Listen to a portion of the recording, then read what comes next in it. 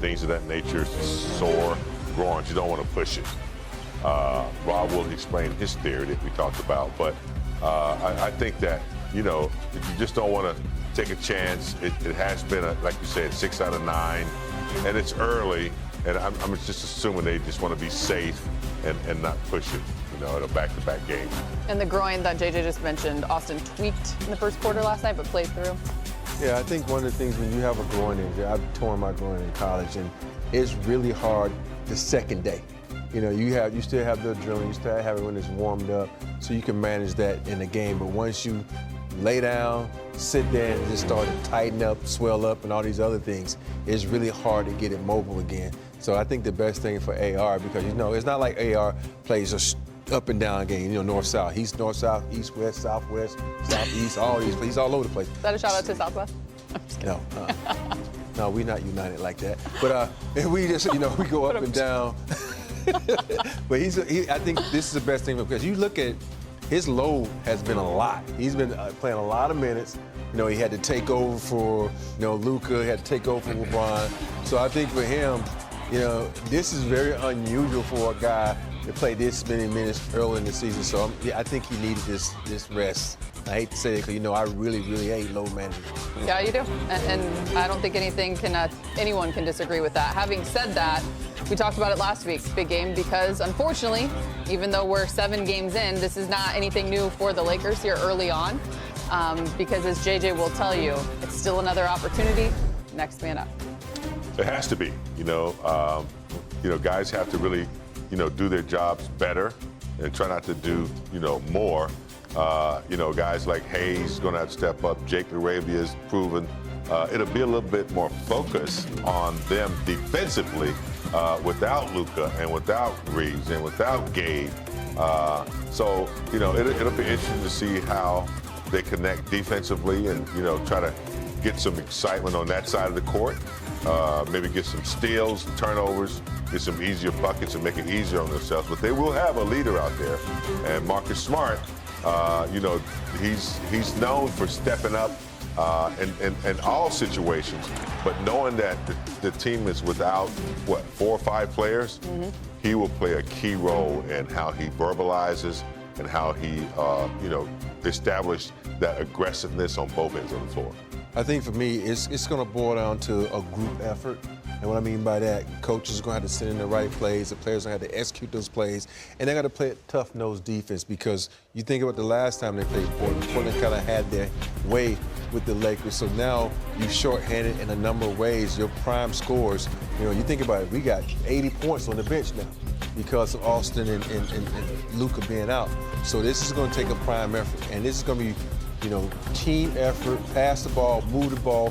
And when you're playing a good defensive team like Portland, I know that's really weird to say in here, but they are a good defensive team. You got to really move the ball. Don't second guess yourself. Move it fast. That way everybody get not good shots. But 29 points, 10 boards. Rui Hachimura stepped in with 28 points.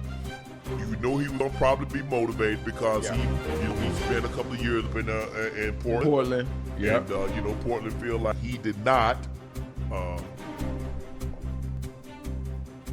He has not played as well as they had hoped when they gave him that big contract to come from Phoenix. Man, hey, JJ Redick can coach. I mean, you can tell how thorough he was, like being around him and talking basketball.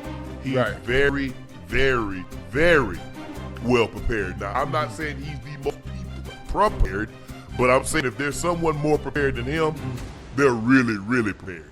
Well, the funny thing about it when it comes to basketball, even though it's something new to me, but you can tell how good JJ is as a coach when you have some of your star players out and you're still able to put up kind of performance they did against the Portland Trail Blazers. No LeBron, no Luka, no AD. So you got 3 starters out, and you do what you did there. Yeah. That was amazing. Hey, they were down big at one point in time. I think they were down 10 points. Right. Well, what does that say about the Blazers? Are the Blazers that bad this year, or are they just early in the season? They haven't hit their stride yet. I mean, they got some decent players. I like Shaedon Sharpe. They brought Holiday over. Kamara's pretty good. They got some deep players, but they're not gonna do anything on Joe. No. They got Jeremy Grant that's coming off the bench now, but they're not gonna do anything. Dame is back in Portland, and he's a year away. But Dame won't be back till next year, huh? Yeah, right. But when you're out Luka, you're out AR, you're without LeBron, and you find a way to win against a team that's full strength. Right. Yeah. Damn, the Lakers scored 71 in the second half. Woo! That's a big time win. That's very impressive. I've been very, very impressed with JJ. A guy that I don't think he's had any previous coaching experience unless he coached kids at a very low level.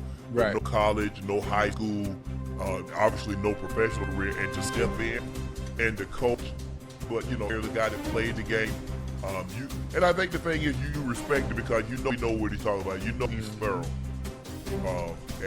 I've been very, very, very impressed with the job. Now, I still haven't forgiven him for what he did in Game 3 and played LeBron them all them damn minutes. But other than that, you get to the finals this year, you win the championship by all together. All right, Ocho, we're going to get out of here on this. It's time for our final segment of the evening. It's time for Q and A.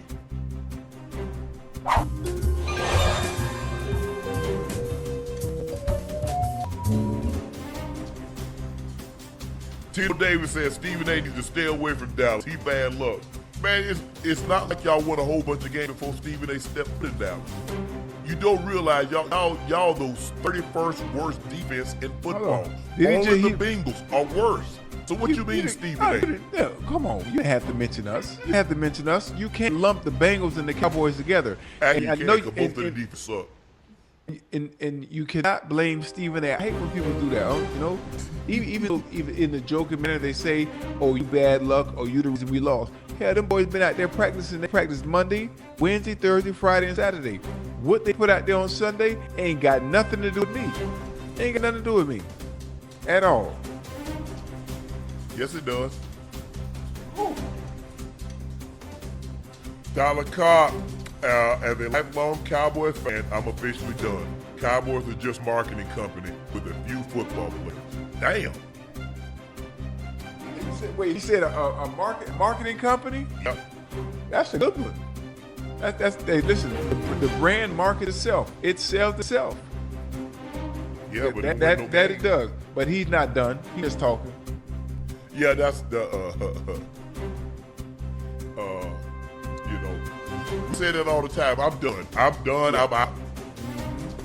Yeah. Hey, how many times? Hey, they win one game, but I'm back.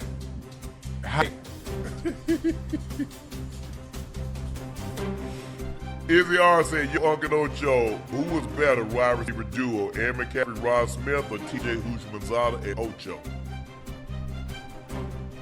That was a good one. Yeah, it is. Ocho, you ever had 100 catches in the season?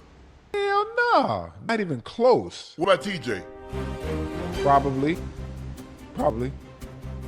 Yeah, one year, Ed and Rod both went 100. I wasn't there. I think it was 2000. In 2000, both Ed and Rod.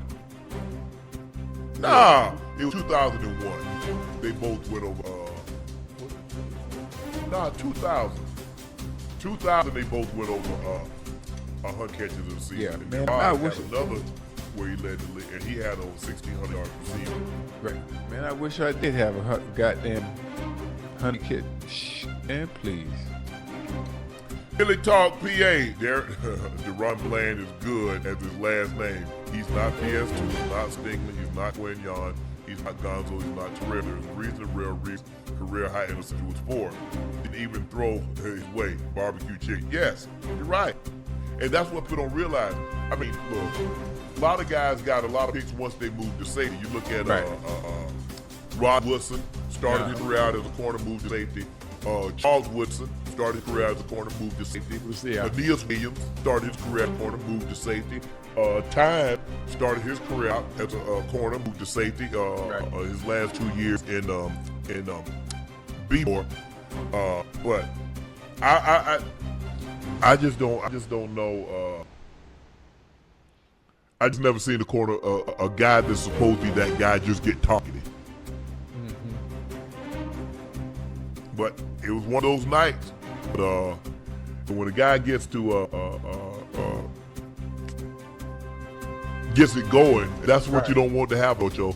I don't care. Hey, you let a guy get going, It's a wrap. you got your damn hands full. Hey, it's gonna be hell shutting me down now. Because once he get going, once that confidence get in your system, Ain't nothing you can do. You at At my all. mercy now. at all. You at my mercy now. Kenneth Davis said Jerry Jones needs to hire. I think he means Carly Essay. He said Charlie Essay. He means Carly, the one that's on the sidelines. Oh, from Indy. Yes. And Segura. Hey, Uncle Ocho, love the show. Can you recall a route you ran where you left a defender in the dust like Marvin Harrison Jr. did at the goal line? Yeah, I ran a sluggo. Yep. Shoot, me, all of them. Yeah. Go back to look at 98 how I was cooking the Cowboys. Cooked them. Ooh, the best route I ever ran, I only got